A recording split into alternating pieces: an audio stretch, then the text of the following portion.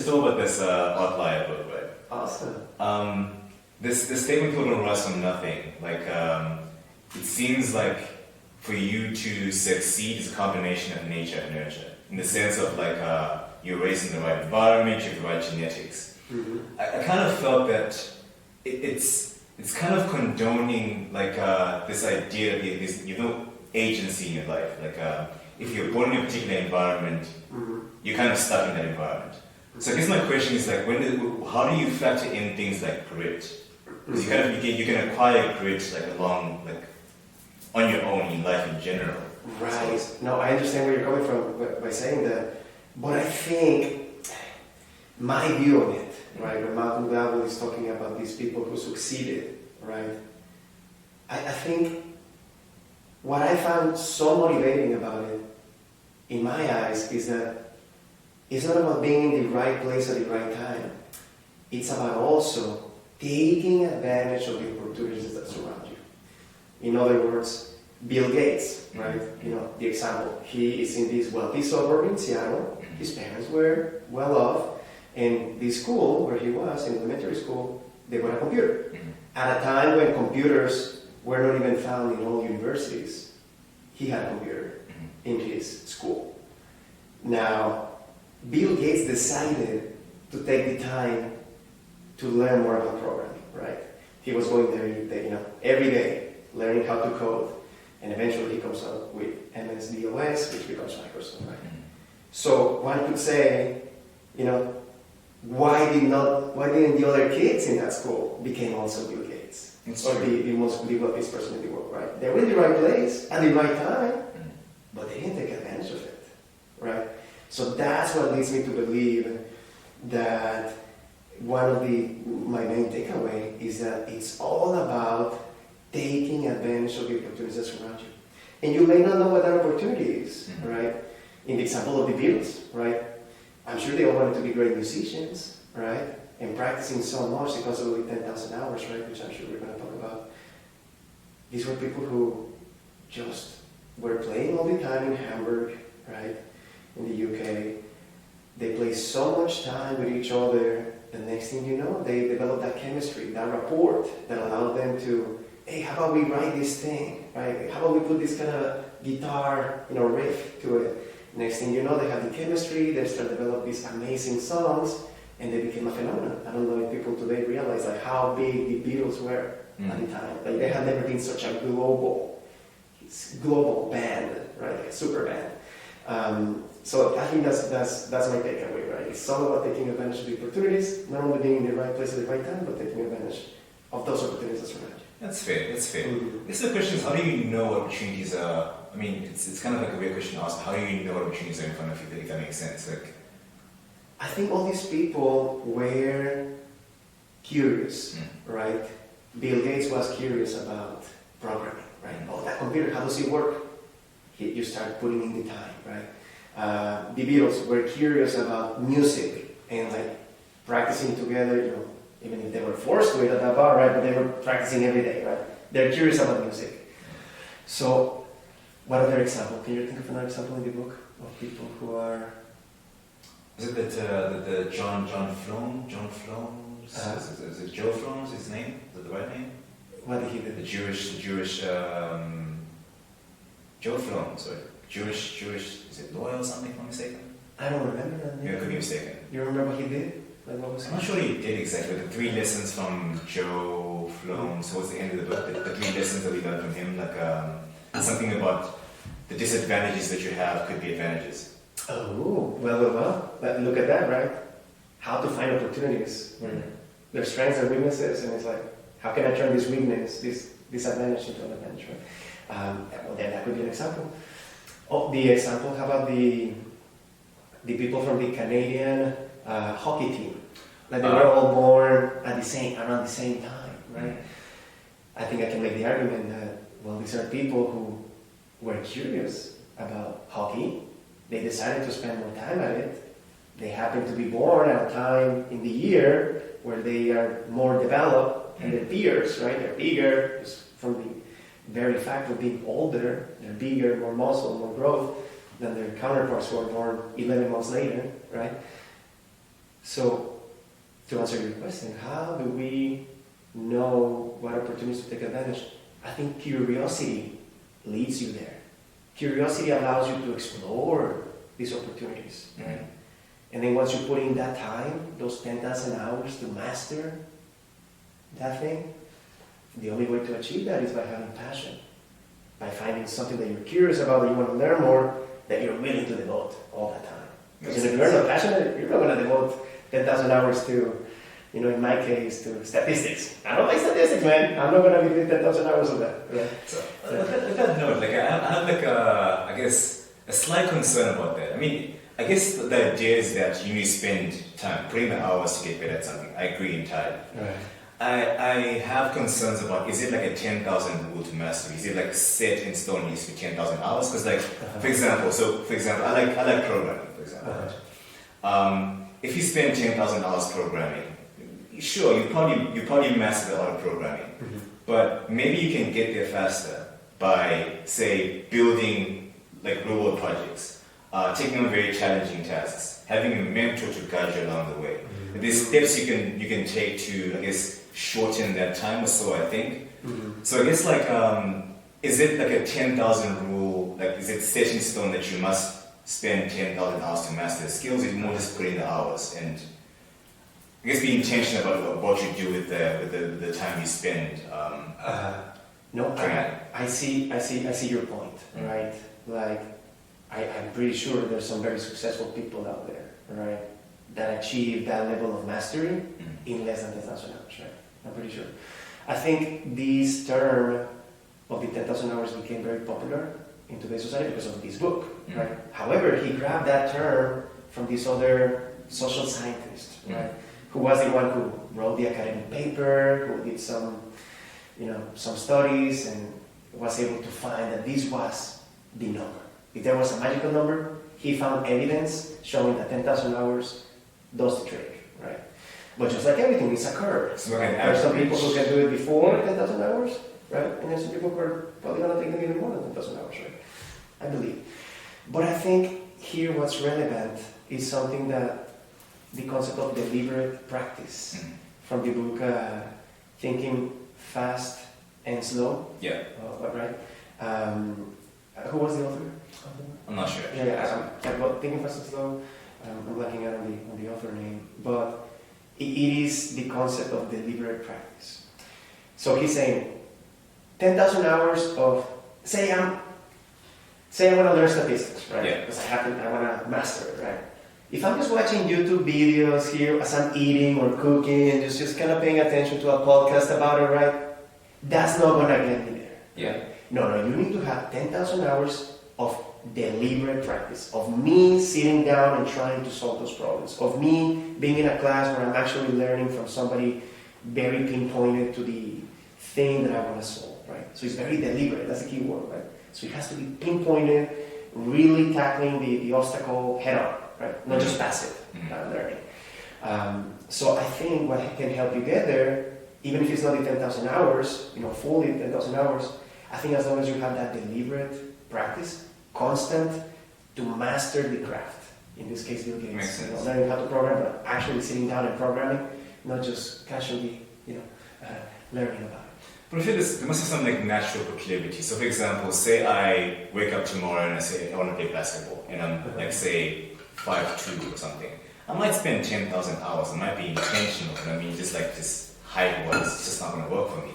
So I guess the same applies to other skills too. If you don't have a natural proclivity towards something, then you can spend the time, but then it's not optimizing for what you're best suited for. So I guess even with the passion thing, you can be passionate, but then there's going to be a natural proclivity sometimes towards something, that's the challenge. How do you find what you're naturally good in? But is it also a factor of what you're saying about some of the nature nurture thing? You're raised in a particular environment where maybe you're exposed to the things you're good in the very early stage. But then if you don't have that environment, if you don't have that background, how do you then make up that lost ground as an adult, I suppose? That's a good point. I think we all have to deal with that, right? It's as if asking, what's my passion? What am I good at? And you have an idea from things that you did through life. Yeah. Maybe from a school project, right? That you joined the theater club. Next thing you know, you find out, oh, I like acting. Who would have thought? Had I never joined the theater club, I would have never known that I could be a Hollywood actor, for example. Or you can make the argument for something artistic like music, or in the sciences, being math or engineering and more. So I think that's what makes life special, right? Like, you just don't know. You just gotta try things out, find that curiosity, and then you have that self-reinforcing cycle of like, if you realize, say sales, right? I work in post-sales, right? So I love dealing with people, but some people don't. They don't want to deal with others. They don't want to sell. They don't want to having to negotiate. They don't like that. But if you go into your first sale, you enjoy it, you get full of energy, you made the sale, that's very self-reinforcing. You're like, dude, I might be good at this. Look at that. Like, next thing you know, you approach the next sale with a better attitude, and it's a self-reinforcing cycle. You might be able to get those $10,000 of great sales, learning how to sell. And like I said, the passion comes from like seeing yourself grow and being good at something too, and you actually become more passionate because like, oh, this is what I'm good at. Makes sense. Exactly, and it all comes from exploring things, right? It's a fair point. It's a fair point. It's a fair point. Yeah. The other part that I like was the part about like when he talks about intelligence. They say that like the higher IQ, the more educated you are, the more education you earn typically, the more money you earn, the longer you live, the happier you are, until a certain threshold. Is it 120, I think? And at that point, other factors start to come into consideration. So like, it stops being just about your intelligence, it starts being about your practical intelligence, social intelligence, and other things like that. That was very interesting. I didn't see things that way, to be honest. I think I always assumed that like there is an advantage to having like more and more intelligence, but it seems like at some point it stops becoming beneficial. If that makes sense. Interesting. Yeah, I guess there's gonna be a point of diminishing returns. Yeah. Right? In which you're just so smart that you're not able to function well, right? Like what's his name? The Landon, is it Joe Landon? This highest IQ guy you spoke about. Like when he compared him with Oppenheimer, Oppenheimer was just better skilled socially, he could convince people, while the other guy was just like, he was very smart, but he can't convince anyone of anything. Couldn't do it, right? Yeah, no, I mean, I guess I can see that, but I think it's one of those things, right, where you only have to be smart enough, right, smart enough, or having that IQ high enough in order to start being able to take advantage of those opportunities. Because some of these opportunities, you don't have to be that smart. True. Right? True. I hate to say it, but like I've been reading about this, and they said, like for example, real estate. Right? Yeah. Of course, I'm sure you have to be smart, right? But some people say that maybe sometimes you don't need to be that smart to make money in real estate, right? Just gotta. If you were there at the right place at the right time, you bought the right distressed asset, you flipped the right house, you talk to the right people at the right time, and you might be able to get a good deal, right? So it's one of those things, man. Sometimes the high IQ is not necessary in order to have a successful. It kind of makes you wonder, like maybe the way we measure intelligence is a little flawed, because I think like people like politicians, for example, are very good at speaking. They're very good at convincing people. Like they're very good at navigating the social game. That's intelligence. That's intelligence in its own way. Right. How do we actually measure that? I don't know if we do enough of that. Maybe our measurements are not really capturing the full spectrum of intelligence. Maybe that's the problem. Maybe. Who knows? Okay. So just like how you can measure intelligence, you mentioned earlier grit, right? Maybe that could be another measure. Not measuring IQ, measuring grit, the ability to persevere. As a matter of fact, I'm pretty sure Malcom Gladwell talked about, he was comparing Chinese kids in math exams versus American kids in the US taking math exams, right? And although there is a little advantage in the Chinese language when it comes to numbers, like how because each number takes less syllables to pronounce, it is easier to keep more numbers in your mind, just from the fact that it's shorter to say each number compared to the English language. That's a little advantage right there. Yeah. But then what Malcom Gladwell is saying is that there's also cultural advantages. In this case, he says that the Chinese culture, it is a culture that has prided itself on hard work. mainly through farming. Those rice, like that was rice, the rice farms. How much is like 360 days of day till dawn, right? Dusk till dawn, of working all day in these rice farms, and those kind of things become embedded into the culture. So next thing you know, you're that kind of person who works hard, has grit, is able to persevere. And when that test was given, he found an incredible correlation of, as long as I give you that exam of, say it's 100 questions, right? The American kids apparently were just like unable to finish it. They were just like giving up. Like they didn't have the perseverance to continue. Whereas apparently the Chinese kids were finishing the exam, right? So he said, you don't even need to give them a math question. Just give them a list of questions, and that's going to correlate with the actual results of are they good at math or not. Because it turns out that what you're measuring is effectively grit, is perseverance. And it kind of makes sense, like culturally. Like, I mean, America has everything pretty much. So it's very hard to have grit when you wake up. Like the saying they use, like in boxing, for example. It's hard to run, like, I think, is it hard to run multiple miles when you sleep on silk sheets? So when things are going well in your life, it's very hard to, like, put in that work. So it makes sense why grit would be, like, not a humongous priority. I think I'm intrigued by places like Venezuela, like Nigeria, for example, where people are going through, like, adverse conditions. Even back home, like, my home is Zimbabwe, like, people have like power cuts, like 24-hour power cuts sometimes, water issues, currency issues. I kind of wonder if that is going to build the next pipeline of like entrepreneurs, those kind of places. Because every day you're going through, the whole thing about disadvantage can be a strength, right? You're going through things that kind of force you to improvise, to think in different ways. I kind of wonder if that's like, are we seeing countries that are broken up, that are breaking apart right now, we're seeing a pipeline of future talent. I wonder about that sometimes. Well, I mean, from what I've been reading, right,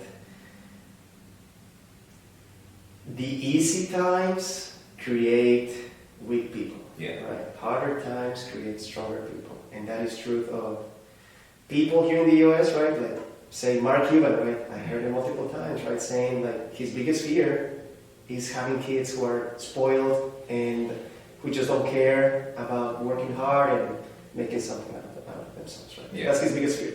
And that's a millionaire saying that, right? Now, the same can be said about empires, right? All the big empires from the past, right?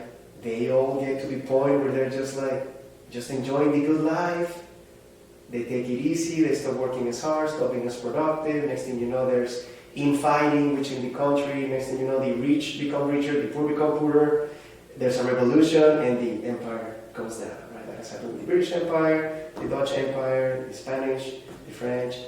So I can totally see that point. And we might be experiencing a little bit of that in the United States. It has been an amazing superpower for so long. And now some of these markers have been hit off. I think it has the Gladwell thing, like disadvantages can be strengths, like the things you think are really bad in one country could be actually helping people in some ways. You just don't see the results right now.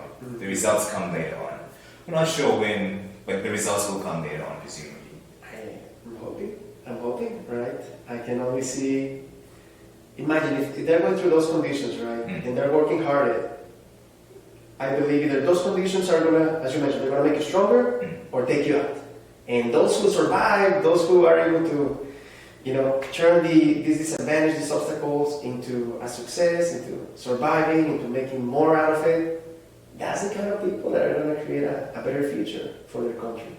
So I can totally see how there's a bright future for some of these, third world countries, just like Mexico, right? That we just work harder at it, and hopefully the future is brighter for everybody. Because he speaks about like how sometimes like your cultural upbringing can influence your likelihood of success. I think he talks about like something about Jewish culture and how it kind of there's some grit built in their culture to some degree. Mm-hmm. I think one of the points he made on that was that not being part of the majority, being a minority, could be very beneficial, right? So I think he was saying that for certain roles, such as banking, where a lot of the time you have to say no, right? new business, potential entrepreneur is like, I want to open a bakery, right? And I need $100,000, right? Yeah. Sometimes maybe that bakery is not going to be a good business for those 100K, and this banker has to say no. Now, if it's part of the majority, say in this case, we're talking about New York, right? I forgot I think he's talking about New York when the Jewish people came. He said, if it's just a local, right? You want to protect your social reputation, you want to be nice, you want to get invited to that party from that baker, this bakery person, next month. You might be more inclined to say yes, even though it's a bad idea, right? Whereas this minority person doesn't really care about that. It's like, hey, this is not a good idea, it's a no, next, right? However, that's the right thing to do, because you have to it's a capitalist society, right? You have to make the best use of the money. Therefore, that allowed certain minorities to be a little bit more rigid, a little bit take advantage of certain roles, and growing in those roles. So the banking industry, a lot of these bankers that were, a lot of Jewish people highly benefited from this kind of opportunities, right? So, that's an example of taking advantage of a disadvantage, being a minority, into an advantage. Being a person who can be better at their job by saying no. That's true. Bit of a tangent. Like I remember one of the first chapters was on Rosetto myth. This small community of Italians or something, and they were really healthy or something. That was interesting. How sometimes health is just tied to just being in a community of people who are like-minded or something. That's fascinating. I think that's the power of culture. True. Right? There is power in it. In the way of doing things affect everything around us, from our health, our way of dealing with problems, how we deal with other people. There's power in culture, and we need to recognize that in order to make good decisions. Knowing that just not everybody's going to act the same way. There's cultural differences, and the sooner that we come to terms with that, the sooner that we can all better work together. That's true. Mm-hmm. I think that summarizes the most part that I had to discuss with going this book. Is there more you want to talk about from your side? Are you happy? Oh, what is it? Is there more you want to talk about this book from your side, or are you? Anything else? Certain 10,000 rule, 10,000 right. running hard rule. We touched on the beyond intelligence, that there's things that go beyond just intelligence. Mm-hmm. We touched on the disadvantage becoming strengths. I think we kind of briefly touched on the success is an accumulation of advantages. Maybe we didn't touch on that much. The part about your success is basically an accumulation of small advantages or small wins, if that makes sense. So it could be culture is one factor. Your natural proclivity is one factor. Right. Maybe you learn grit through having encountered just difficult times in your life at some point. A disadvantage become an advantage. Mm-hmm. So the accumulation of things, of advantages, kind of increases your odds of success later on. Interesting. I can see that. Early wins. And that's why those early wins are important, right? Yeah. Because you build upon those, right? It's kind of funny, speaking of early wins, you follow Huberman, the Huberman podcast. Oh my goodness, I discovered it just recently. Yeah, I listened to an episode about alcohol that traumatized me. I stopped drinking since then. Yeah. I heard that one. Yeah. It's I think I watched one episode where you spoke about having early wins. An early win could be you wake up early in the morning and you work out. It's an early win. The rest of the day just feels easier. You wake up in the morning, you have a cold shower. It's an early win because it's you do something very difficult to do. That cold shower is very challenging to do. You overcome the challenge, and you feel like this dopamine rush or something. You feel like you're more prepped for the rest of the day in general. So it kind of ties into that in a weird way. You see the science behind it. Mm-hmm. I can see that. There's a great commencement speech of this general from the Navy, I forgot the ranking, but very high up, right? And he did a commencement speech here at University of Texas at Austin. It's on YouTube, and it's very famous. When you look up best commencement speeches, this guy comes up. And that was one of his lessons from going into the Navy, which was starting with making your bed in the morning, right? That's the easy win. Something that needs to get done, get it out of the way, and then just makes you feel that little better about, okay, I'm the kind of person that Gets tackles, gets things Yeah. done, tackles an obstacle head on, or what else can I tackle, right? Which is exactly what you're saying, and that was one of the takeaways from his speech. It's kind of funny because I was raised in like in an environment where you had to make the bed in the morning. Mm. And in my head I was thought like, I don't have to do this, it's a waste of time. But now I see that like those small things, it kind of builds your confidence, your self-esteem, because you're like, okay, I can get this done, I can get this done. It's a small win, but it accumulates with time. It accumulates. I think there's a saying that it says, how you do anything is how you do everything. So, like, how can you be, imagine somebody saying, I'm not snobby, like I'm very, detail-oriented. But what if you're that person who doesn't do their bed, their car is a mess, they don't clean their home, Like, it's hard to see, not to judge that person as somebody who is that efficient, detail-oriented when their house and their car is a mess, right? Like, how you do anything is how you do everything. It's like in sports, right? Like what you do in training is what you'll see in the actual game. If you don't put in the work, then I mean, how do you perform in the game? That's a good one. There was a very famous coach at UCLA, and he started by telling his players, "I'm gonna show you. We're gonna learn today. Today we're gonna learn in today's day practice how to tie your basketball shoes." And all the players were like revolting, like, "Are you kidding me? Like, let's go do some drills, play with basketball." How you do anything is how you do everything. If a person that ties their shoe right, they're not gonna have blisters. They're gonna play better. They're not gonna have these kind of situations where their feet hurts, therefore their performance suffers. How you do anything is how you do everything. It all starts with tying your shoes, right? That's true. Thanks so much for this chat, Diego. Really appreciate it. Anytime, my man. Such a pleasure. Awesome.